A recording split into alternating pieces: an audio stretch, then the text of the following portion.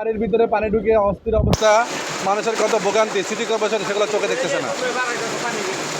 দেখেন নারায়ণগঞ্জ সিটি কর্পোরেশনের মধ্যে কি অবস্থা, ড্রেনের পানি আটকাইয়া এখন পুরা বাড়িঘর তলা যাচ্ছে মানুষের, দেখছেন? এ ভাবি,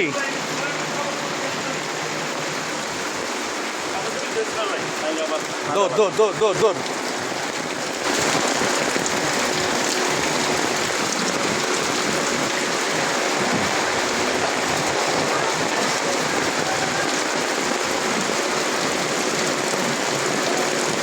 তোকে বাড়িতে পানি উঠে নাই? আমি কিন্তু ভিডিও করতেছি, আমি ফেসবুকে ছাড়বো।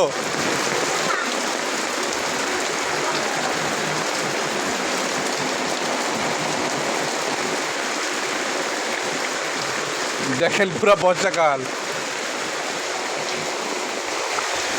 এই তোকে বাদ পানি উঠছে, এই অগবাদে পানিটা দেবো কয়েকদিন পরে। দেখছেন কি অবস্থা, এই যে আসবি গোসল করতেছে।